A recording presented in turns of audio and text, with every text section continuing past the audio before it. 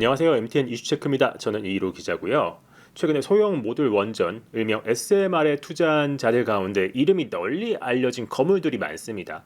마이크로소프트의 창업자 빌 게이츠, 아마존 창업자 제프 베이조스, 오픈AI의 창업자 샘 올트만, 그리고 테슬라의 창업자 일론 머스크 등이 SMR 업체를 창업하거나 투자 혹은 인수를 단행을 했죠.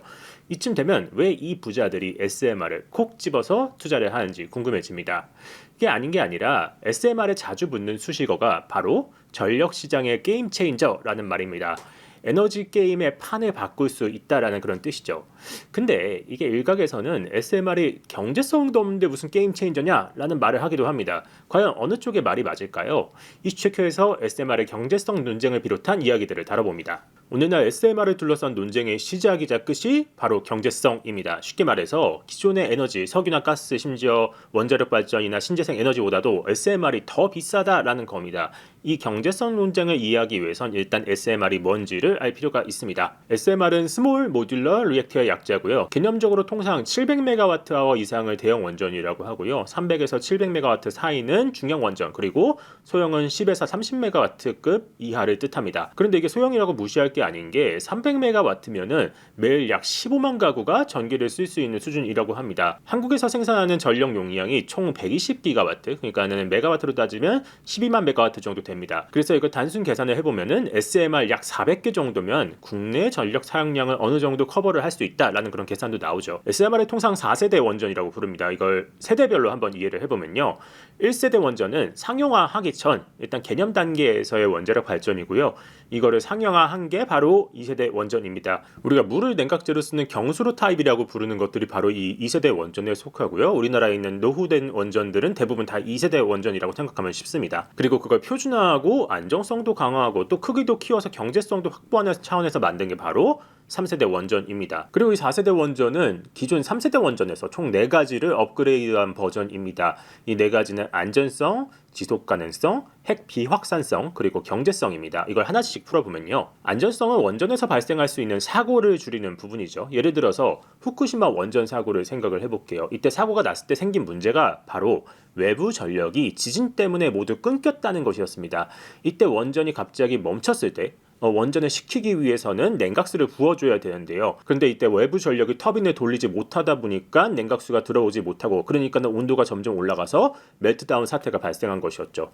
그런데 SMR은 전력이 없어도 자력으로 원전을 식힐 수가 있다라고 합니다. 전력으로 능동적으로 온도를 낮추는 게 아니라 패시브 방식이라는 것을 사용했기 때문이라고 하고요. 이거는 소형 원전이기 때문에 또 할 수 있는 방식이라고도 합니다. 지속 가능성은 원자력의 원료인 우라늄을 거의 무한에 가깝게 쓸 수 있다라는 게 학계 설명입니다. 이거는 증식로라고 해서 4세대 원전 안에서 핵분열이 일어나면서 플루토늄이 증가하는 현상, 그러니까 증식하는 현상 때문이라고 하는데, 간단히 말씀드리면 원자력 이용 가능 기간을 약 70년에서 3600년까지 늘릴 수 있다라고 말하면 쉬울 것 같습니다. 그리고 이런 원리 때문에 4세대 원전은 핵 비확산성이라는 것도 같습니다. 원자력 발전 과정에서 나오는 플루토늄이 핵무기 원료로 쓰일 수가 있거든요. 근데 이거를 원자로 안에서 원료로 다시 쓸 수 있도록 한다라는 점에서 그렇다고 합니다. 이런 방식으로 플루토늄을 축적해가지고 핵무기로 쓰는 것을 방지할 수가 있는 것이죠. 그런데 공교롭게도 이 SMR에는 한 가지 큰 숙제가 있습니다. 바로 4세대 원전의 4가지 목표 중 하나인 경제성입니다. 그래서 오늘날 SMR을 둘러싼 논쟁의 사실상의 시작과 끝은 경제성입니다. 쉽게 말해서 기존의 에너지들보다도 SMR이 더 비싸다는 것이죠. SMR을 반대하는 단체 중에 에너지 전환 포럼이라는 곳이 있습니다. 이곳의 보도자료를 통해서 SMR이 기존 원전보다 효율이 떨어진다라고 비판했는데, 이 자료를 같이 보시면요. 포럼 측은 캐나다 교수의 분석을 인용을 합니다. 미국 에너지부에서 9년간 제공할 개발 및 건설비 지원금 약 14억 달러를 포함해도 SMR 건설 단가는 6,500달러, 약 725만 원 수준이다. 현재 전 세계에서 가장 가성비가 좋다는 한국 원전의 킬로와트당 건설 단가가 3,000달러, 그러니까 334만 원 수준이다. 그러면서 뉴스케일 파워라는 업체의 사례를 통해서 현재 원전이 얼마나 경제성이 떨어지는지에 대해서도 설명을 하고 있습니다. 실제로 오늘날 SMR에서 앞섰다는 평을 듣는 곳이 바로 뉴스케일 파워인데요. 이곳의 경우 기존의 50메가와트급 설계를 70메가와트급 설계로 바꿨다라고 합니다. 근데 이게 바로 경제성 문제 때문이라고 하죠.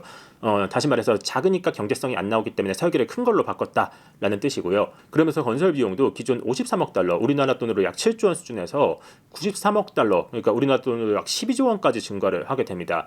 여기에 전력 생산 단가 또한 기존 목표였던 메가와트아워당 55달러에서 89달러로 늘어났었고 현재는 최대 120달러 수준까지도 늘어났다라고 합니다. 그리고 나아가서 이 SMR의 필요성 자체를 부인하는 학자들도 있습니다. 다시 말해 소형 원전이 경제성이 없다는 건 이미 기정사실화된 것이고, 그리고 이 SMR이라는 게 사실상 소형 원전을 모아서 만든 중형 원전에 불과하다라는 겁니다. 그리고 SMR은 아직도 검증도 안 됐는데 그런 검증도 안 된 거를 계속해서 실증을 하려고 시도하는 것보단 차라리 기존부터 잘 하고 있던 대형 원전에 집중하자라는 그런 이야기가 나오고 있죠. 그렇다면 원자력 학계에서 이 SMR 옹호하는 쪽은 이거에 대해서 어떻게 보고 있을까요? 사실 이 경제성 문제에 대해서는 학계에서도 일부 인정하는 부분이 있습니다. 다시 말해서 현재 양산 상황이 아닌 초기 상황이니까 경제성 문제가 생기는 게 어쩔 수가 없다라는 겁니다. 다만 이 SMR 찬성 진영은 향후 양산의 경제를 이뤄내면은 비용이 줄어들 수 있다라고 말을 합니다. 이에 대해서 김근구 한국전력국제원자력대학교 교수의 이야기를 들어보면요. 김 교수는 건설비 단가는 규모의 경제를 앞세운 대형 원전보다는 더 들 것으로 본다. 다만 SMR은 안전개통에 드는 비용이 단순화해서 건설비가 줄어들 수 있다라고 말을 하고요. 그러면서 소형 원전의 경제성 확보의 핵심은 양산의 경제에 있다. 다수를 주문받아서 표준화로 건설을 하면 경제성을 확보할 수 있다라고 말하죠. 이게 무슨 말이냐면은 이 소형 모듈 원전에서 이 모듈이라는 거의 특징을 이해를 하셔야 됩니다. 이 모듈러라는 거는 우리가 건설 이제 주택 같은 걸 생각하면 쉽습니다. 주택을 지을 때 우리가 일반적으로 이제 벽돌을 쌓아서 시멘트를 발라서 만들 수도 있지만 모듈 형태로 공장에서 아예 그냥 판넬이라던가 벽이라던가 혹은 아예 공간 자체를 만들어 가지고 그걸 가져와서 짓는 경우도 있죠. 근데 SMR은 이 모듈 방식을 차용을 하기 때문에 그런 부분이 가능하다. 그렇기 때문에 공장에서 미리 만드는 양산의 경제가 이루어질 수 있다라는 게 지금 학계나 업계의 주장이기도 합니다. 그리고 전력 단가 문제도 사실 국가적으로 상대적인 전력 단가를 살펴야 한다는 주장도 있습니다. 이에 대해서 정동욱 중앙대 교수의 이야기를 살펴보면요. 정 교수는 SMR은 미국에서는 경제성이 없을 수도 있다. 다만 경제성이라는 것은 어디 짓느냐에 따라 달라질 수 있다라고 말을 하죠. 그러면서 우리나라는 가스 발전 단가가 메가와트아워당 200원이 넘고 재생에너지도 160에서 180원 사이로 오간다. 그런 면에서 한국에서 SMR의 경제성이 생길 수 있다라는 주장입니다. 이처럼 SMR의 경제성 문제는 학계는 물론 현업에서도 논쟁이 굉장히 치열합니다. 전 세계에서 투자는 많이 하고 있지만 실제로 실증된 사례는 없기 때문입니다. 그런 면에서 이재환 한국원자력연구원의 책임연구원은 이렇게 말을 합니다. 닭이 먼저냐 달걀이 먼저냐 하는 그런 문제로 보인다. 경제성 문제로 양산을 못하면은 문제가 되겠지만 다만 계속 만들다 보면은 언젠가 이제 양산의 경제가 확보가 되면서 경제성이 확보될 수가 있다라는 그런 말을 하는 것이죠. 여기까지 SMR의 경제성에 대한 이야기를 해봤습니다. 이제 주제를 좀 바꿔서요. 오늘날 SMR 시장에서 한국이 왜 잘 나가는지에 대해서 설명을 해드리려고 합니다. SMR 시장에 진출하는 나라 가운데 한국이 기업들이 상당히 많다라는 거 익히 들어보셨을 겁니다. 여기에 굉장히 중요한 이유가 있는데요. 이 배경을 설명드리도록 할게요. 일단 소형화된 원전이 처음 만들어진 건 역사적으로 1900년대 중반부터입니다. 이때 초기 소형 원자로라는 게 핵잠수함이나 항공모함 같은 데서 쓰이는 군사적 목적이었다고 하죠. 왜냐하면 아무래도 핵이 전략무기다 보니까 군사적 목적 외에는 쓰일 수가 없었던 것 같습니다. 그러다 1990년대 들어서 탈냉전 시대가 되면서 본격적으로 원자력 기술이 상용화하고요. 그때부터 소형 원전 상용화에 대한 관심이 커지기 시작한 거죠. 이때 잘 알려지진 않았지만 그 중심에는 우리나라도 있었습니다. 한국은 1997년부터 SMR을 개발하기 시작을 했고요.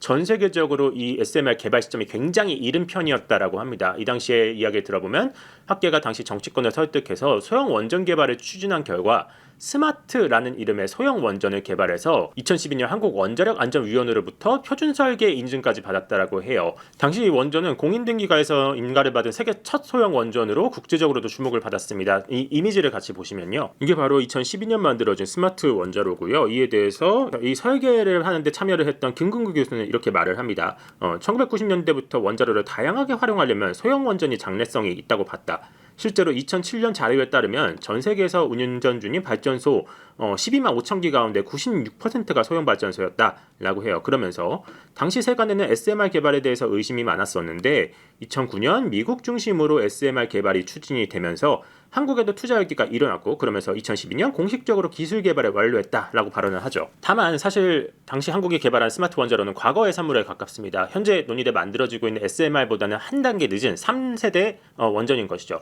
다만 이때 개발과 노력은 빛을 발했습니다. 2015년 사상 처음으로 사우디아라비아, 그러니까 해외에 스마트 원전 기술을 이전을 하게 됐고요. 그리고 오늘날 한국이 SMR 강국이 되는 중요한 토대가 됐다고 합니다.